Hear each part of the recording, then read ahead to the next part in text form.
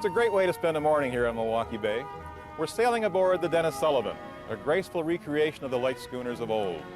This bay was once bright with schooner sails, and the harbor they filled is why Milwaukee's here. Today, the Sullivan offers a sweeping view of the urban skyline, but you might see something more subtle if you look closely enough. Here on the Sullivan, you catch a glimpse of Milwaukee's beginnings as a city built on water. Wisconsin was still a wilderness when America won its independence. But newcomers were on the way. Year by year, the tide of settlement surged west, first spreading across the Appalachians, then sweeping down the Ohio River and up the Mississippi. A gigantic public works project opened a new route west. The Erie Canal, completed across New York State in 1825, made it possible to travel by water all the way from the Atlantic coast to the heart of the continent. The Erie Canal boats soon filled with emigrants from New York and New England, most of them young farmers seeking fresh land on the frontier. At Buffalo, they transferred to lake ships for the long voyage west. The journey took them down Lake Erie, up the Detroit River, across Lake Huron, and finally through the Straits of Mackinac into Lake Michigan. The trip from the East Coast often took an entire month. Schooners were the first vessel of choice. These three-masted wonders were pictures of grace under sail. But they were all working ships. Trucks, cars, trains, and planes rolled into one. If you came to eastern Wisconsin in the early years, you came by schooner.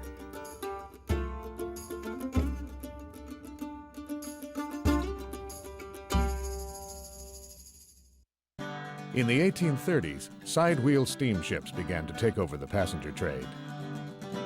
All of them were wood-hulled, wood-burning vessels built specifically for the Great Lakes.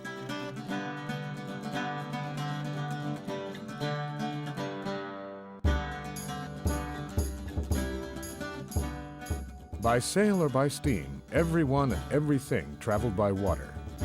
Cities, therefore, developed at harbors, and harbors in those days meant rivers. It was rivers and bays that provided safe anchorage for the lake ships, and it was rivers and bays that gave rise to cities large and small. Milwaukee, it so happened, had the deepest river and the broadest bay on the entire western shore of Lake Michigan. No town site on the lake held more promise, including Chicago. Speculators poured into Milwaukee, certain that their new home would become the Queen City of the Golden West. Those speculators included Daniel Wells, who traveled from Maine to Milwaukee in 1835. Wells wrote to a friend back east soon after his arrival. I have purchased considerable real estate at Milwaukee, mostly village property. The land about Milwaukee is the best in the territory, and as Milwaukee is the only harbor for some distance either way on the lake, it must of necessity become a place of great importance. It is now laid out in lots for 2 miles north and south, which lots will, I think, sell immediately for from $100 to $1,000. Much money has been made speculating in lots already. A Green Bay newspaper put it more simply: Milwaukee is all the rage. The newcomers found Solomon Juneau waiting for them. The veteran fur trader had seen the handwriting on the wall. In 1831, he became an American citizen and learned to speak English. When white settlers arrived, Juneau staked his claim to what's now the east side of downtown and began to trade in city lots instead of furs. The pioneers hailed Juneau as one of nature's noblemen, a generous host whose word was his bond. But they did not let him develop such a choice spot alone. Some of Juneau's neighbors were also his competitors, and Byron Kilbourne led the list. Kilbourne was a Connecticut-born Yankee who arrived in 1834 and claimed the west bank of the Milwaukee River. He was ambitious, ethically flexible, and aggressive to the point of nastiness. Juneau, Kilbourne reasoned, was locked between the river and the lake, while he could expand to the west indefinitely. Milwaukee, therefore, would have to rise on his side of the river. Another contestant arrived in 1834, George Walker. He became the founder of Milwaukee's South Side, building his cabin on a narrow point of land downstream from Juneau's claim. Walker was a genial son of Virginia who liked good company and good food. He tipped the scales at 350 pounds. He was also known as a good dancer and the best ice skater in the territory, when the ice was thick enough. Walker's Point had one great advantage over its rivals. It lay closest to Milwaukee's front door, the river mouth. Juneau, Kilbourne, and Walker all agreed that Milwaukee had a great future, but each believed, for different reasons, that the future belonged to his side of town. Milwaukee therefore had not one founder, but three. Other settlers had less grandiose dreams. Most pioneers came to farm the land, and they waited impatiently for the first public land sale in 1835. Business was brisk. The going price was just $1.25 an acre, less than $7 for an entire city block. The sale marked a radical shift in attitudes toward the land itself. For Milwaukee's natives and the fur traders they supplied, the area's woodlands and wetlands had sustained a way of life. They needed the land to stay as it was. For the pioneers, the natural resources around the Milwaukee area were obstacles to overcome. They needed to remake the land in their own image. The result was picturesque farmsteads like this one in Old World, Wisconsin, but the process of making farms required back-breaking effort. As soon as they landed, settlers tackled the arduous work of clearing the forest, grubbing out stumps, and draining wetlands. Only when the land had been denatured was it ready for the plow. Beginning with wheat, local farmers pulled bumper crops from the virgin soil. Newspapers carried reports of 4-pound beets, foot-long cucumbers, and 18-pound cabbages. Dreams of prosperity in the Golden West seemed to come true with every harvest. Milwaukee was another dream come true. The farmers needed a city for trade, banking, supplies, and all kinds of services. The harbor town soon became the commercial capital of frontier Wisconsin. From a handful of white residents in 1834, most of them named Juneau, Milwaukee's population swelled to 1,000 in 1836 and 6,000 in 1843, not far behind Chicago. One newspaper reporter expressed amazement. I never saw so much building going on in my life. They are building houses and stores in all directions. Being here is just like living in a carpenter's shop. The sound of the hammers heard continually. Lumber was in such demand that entire boatloads were sold before crews had time to unload it. Milwaukee grew, but not everyone was equally taken with the site. In 1836, George Pinckney wrote a plaintive letter to his sister in Detroit. Joe's got me out here. Here I am in a more miserable, godforsaken place I never saw. The town, or what there is of it, is right in the middle of a swamp. You can't go half a mile in any direction without getting into the water. There's a pretty deep mud hole all over. The mud hole on Lake Michigan was determined to become a metropolis. But rapid growth aggravated the three-cornered rivalry between Juneau Town, Kilbourne Town, and Walker's Point. Solomon Juneau had the early lead. He and his business partner, a Green Bay lawyer named Morgan Martin, did all they could to promote lot sales east of the river, grading streets, filling in swamps, giving land for churches, and putting up a chaste little courthouse in what's now Cathedral Square. Juneau also became Milwaukee's first postmaster. Byron Kilbourne promoted his side of the river with even more energy. This was not a man who played well with others. Kilbourne refused Juneau's offer of a partnership and tried to undercut his rivals by any means possible. George Walker proved to be the weakest of those rivals. Despite his favored position near the river mouth, the South Side's founder was without political influence or financial backing. Worse yet, speculators from Green Bay jumped his claim. It took years for Walker to gain clear title to the point that bore his name. And so, Walker's Point finished a distant third in the race for pioneer supremacy. But there was a silver lining. The lack of development pressure allowed Walker's Point to survive to the present as the best-preserved 19th century neighborhood in Milwaukee.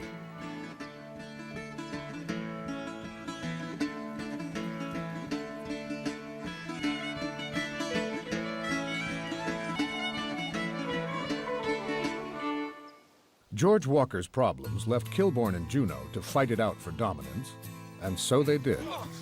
True to form, Byron Kilbourne was the most aggressive competitor.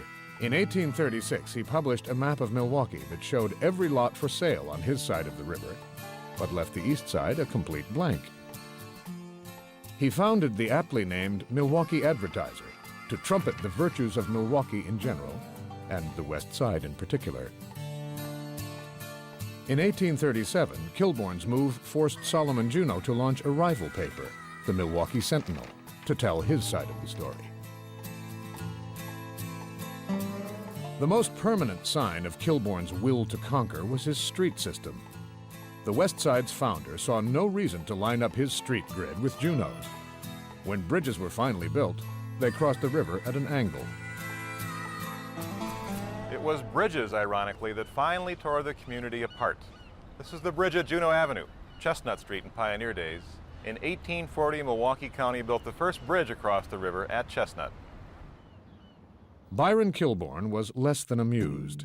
He never stopped trying to isolate his East Side rivals, a point he made clear in an 1837 letter to a backer in Ohio.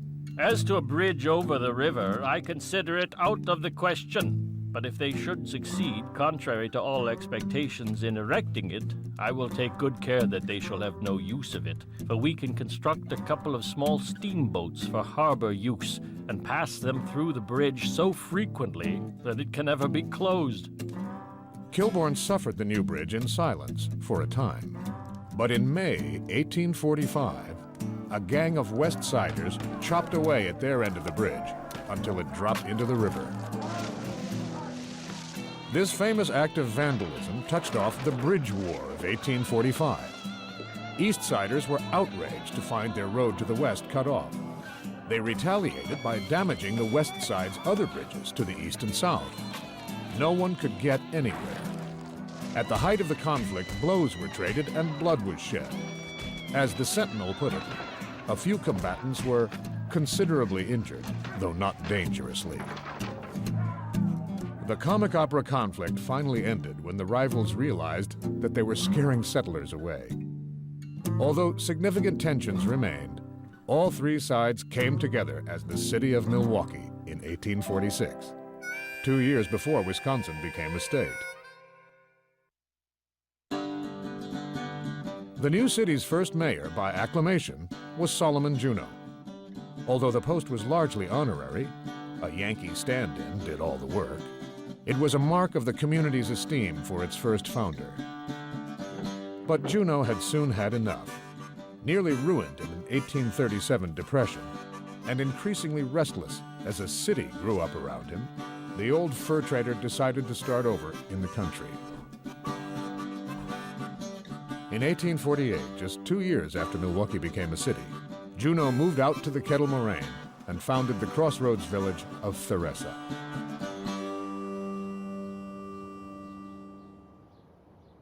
It was there that he spent the rest of his life.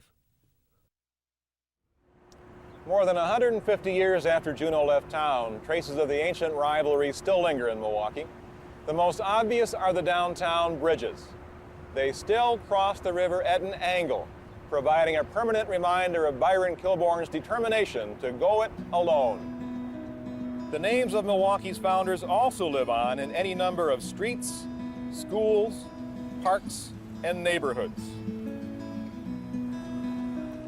But the most obvious legacy of the old rivalry is the city itself. Milwaukee would have happened anyway. Its potential as a port was too obvious to ignore. But friction between the founders gave Milwaukee a jump start. Competition pushed all three men to greater heights than any of them might have reached on his own.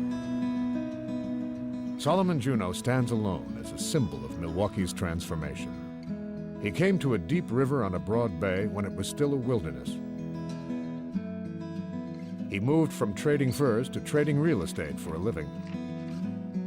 And he stayed to see his old post become the heart of a booming city. In 1852, 4 years before his death, Juneau looked back with wonder. Now all is changed. The old settler is lost in the progress of improvements. Cities teeming with a busy population now stand where I have stood in what was then a solitary wilderness. The lake that now bears so many vessels upon its bosom was then unruffled save by storms. The rivers that were then undisturbed save by the light canoe are now beaten into foam by the factory wheels. A younger generation occupies the Indians' hunting grounds and covers them with yellow gray. The old settlers have passed, most of them long since, to their last homes. They were a brave, industrious, and hardy race. And those who now occupy their place should not forget them. Solomon Juneau died in 1856, 10 years after Milwaukee became a city. But his name lives on. Today, in Juneau Park, on land he once owned, the old trader's statue stands silent sentinel above the bay that gave Milwaukee its start, as a city built on water.